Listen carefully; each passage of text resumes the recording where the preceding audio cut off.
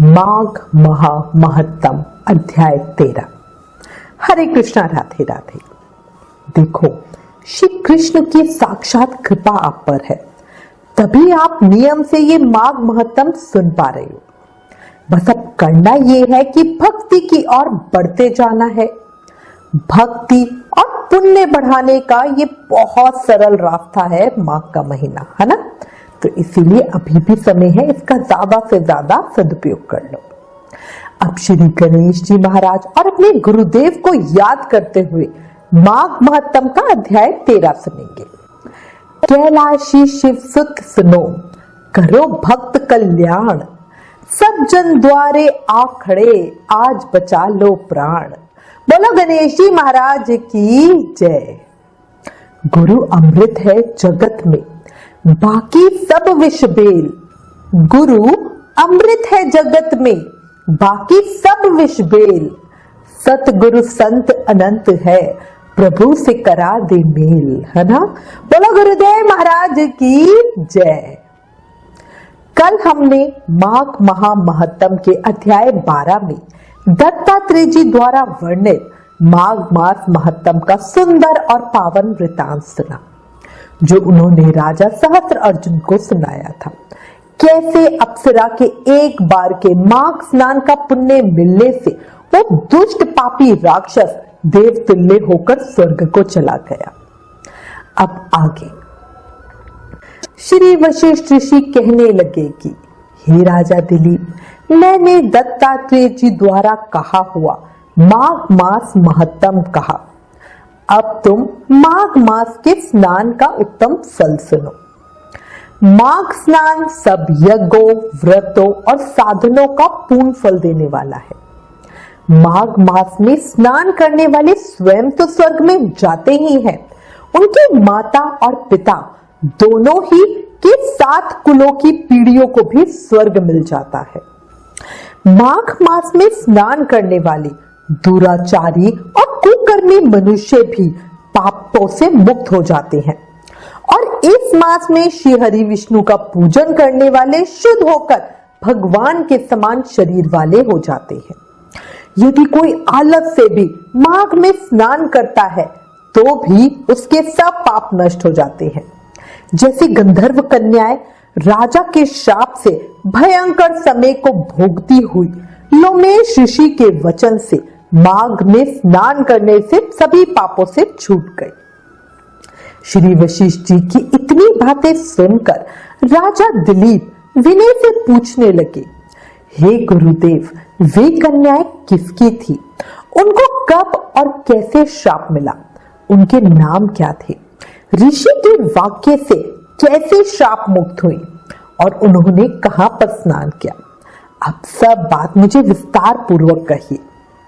ऋषि वशिष्ठ जी कहने लगे, हे राजा, जैसे अरणी से स्वयं अग्नि उत्पन्न होती है, वैसे ही ये कथा धर्म और संतान उत्पन्न करती है।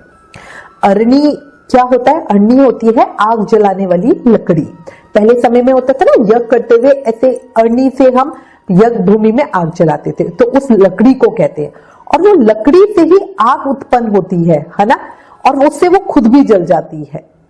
ऐसे ही ये कथा हमें धर्म और संतान उत्पन्न कराती है, हमारे इतने अधिक पुण्य कर देती है। जो कोई प्रेम और भाव से इस कथा को सुनता है वो अवश्य ही भगवान का प्यारा होता है। अब तुम भी ध्यान पूर्वक इस कथा को सुनो।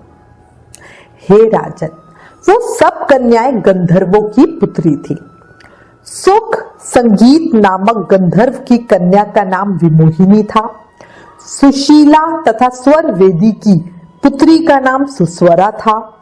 चंद्रकांत की सुतारा तथा सुप्रभा की कन्या चंद्रिका थी। ये सब कन्याएं समान आयु वाली तथा चंद्रमा के समान कांति वाली और बहुत सुंदर थी।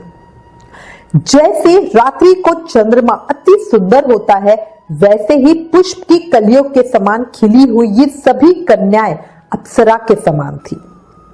गोरे रंग, सोने के समान चमकता रंग, सोने के आभूषणों से सजी हुई, सुंदर वस्त्र धारण किए हुए वो कन्याएं अति सुंदर थी। अनेक प्रकार के गाने गाने में, वीणा, बांसुरी और दूसरे बाजे बजाने में प्रवीण थी। ताल, स्वर तथा नृत्य कला में निपुण थी। इस प्रकार वो कन्याएं खेलती हुई कुबेर के स्थान पे घूमती थी। एक समय माघ मास में एक वन में घूमती हुई ये सभी कन्याएं मंदिर में उगे पुष्प तोड़कर सरोवर पर गौरी पूजा के लिए गई। स्वच्छ जल के सरोवर में स्नान करके, सुंदर वस्त्र धारण कर, मौन होकर, बालू मिट्टी की गौरी बनाकर, चंदन, कपूर, कुमकुम और सुंदर कमलों से पूजन करके ये कन्याएं उसी स्थान पर नृत्य करने लगी। फिर ऊंचे गंधार स्वर में सुंदर गीत गाने लगी। उस सुंदर तीर्थ का नाम अच्छोत था। जब ये कन्याएं नाचने और गाने में लीन थी तो उस समय उसी जगह वेद निधि नाम के मुनि के पुत्र अग्निप ऋषि स्नान को आए। वे युवा ऋषि सुंदर मुख, कमल के समान नयन, विशाल छाती, सुंदर भुजाओं वाले दूसरे कामदेव के समान दिखते थे। वो शिखा सहित दंड लिए, मृग चर्म ओढ़े, यज्ञोपवीत धारण किए हुए तेजवान ऋषि थे। ऋषि अग्निप को देखकर सभी गंधर्व कन्याएं मुग्ध हो गई और आपस में कहने लगी, उन ऋषि को देखो, उन ऋषि को देखो। अग्निप ऋषि का रूप और यौवन देखकर वो कन्याएं आपस में विचार करने लगी कि ये कौन है, और फिर सोचने लगी कि ये स्वयं कामदेव तो हो नहीं सकते क्योंकि रति इनके साथ नहीं है, वो अकेले नहाने आए हैं, इसलिए अश्विन कुमार भी नहीं हो सकते। फिर वो कन्याएं कहने लगी कि ये कोई गंधर्व या कोई किन्नर या काम रूप धारण कर कोई यश या किसी ऋषि का श्रेष्ठ पुत्र या मनुष्य है। फिर बोलने लगी कि ये कोई भी हो, इसे ब्रह्मा जी ने सिर्फ हमारे लिए ही बनाया है। जैसे पूर्व कर्म के वजह से हमें संपत्ति मिलती है, वैसे ही गौरी जी ने हम कुमारियों के लिए ये श्रेष्ठ वर हमें दिया है। इतना कहने के बाद वो आपस में ही कहने लगी, ये तुम्हारा वर है या मेरा है या हम सबका है। इस तरह वो चर्चा कर रही थी। अपनी मध्याह्न की क्रिया करके उस ऋषि पुत्र ने उन कन्याओं के ऐसी बातें सुनने के बाद वो सोचने लगा कि ये तो बहुत बड़ी समस्या उत्पन्न हो गई है। ब्रह्मा, विष्णु, महेश आदि देवता तथा बड़े योगीश्वर भी स्त्रियों के भ्रमजाल में मोहित हो गए हैं। इनके तीक्ष्ण बाणों से किसका मनरूपी हिरण घायल नहीं हो सकता। जब तक नीति और बुद्धि रहती है तब तक मन में पाप का भय रहता है। जब तक जीवन में गंभीरता रहती है तब तक यम विधि का पालन होता है, और सिर्फ तभी तक मनुष्य स्त्रियों के काम रूपी बाणों से बींधा नहीं जाता। फिर वो ऋषि पुत्र मन में सोचने लगे कि ये कन्याएं मुझे उन्मत्त और मुग्ध कर रही हैं। स्त्रियों के मांस, रक्त, मल मूत्र से बने घृणित और अशुद्ध शरीर में कामी लोग ही सुंदरता की कल्पना करके रमन कर सकते हैं। शुद्ध बुद्धि वाले महात्माओं ने स्त्रियों के पास रहना महाकष्टकारक कहा है। सो जब तक ये मेरे पास आए मुझे घर चले जाना चाहिए। ऐसा सोचकर जब तक वो कन्याएं उनके पास आई, वो ऋषि पुत्र अग्निप योग बल के द्वारा अंतर्ध्यान हो गए।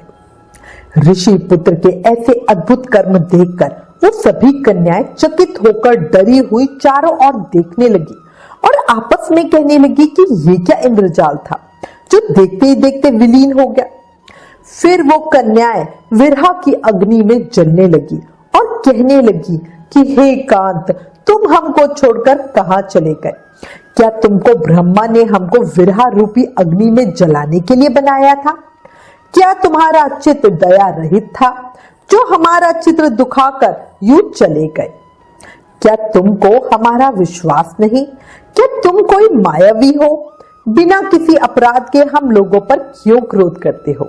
ऐसी ही कितनी बातें वो मन में सोचने लगी। तुम्हारे बिना हम नहीं जिएंगी। जहां पर आप गए हो वहीं पे हमें शीघ्र ले चलो और हमारा संताप हरो, हमें दर्शन दो। सज्जन लोग किसी का नाश नहीं देखते। इस प्रकार वो तरह तरह की बातें कहते हुए विलाप करती हुई सभी कन्याएं दुखी होने लगी। माघ मास महत्तम अध्याय 13 समाप्तम। कल माघ महा महत्तम के अगले अध्याय में आगे की कथा सुनेंगे।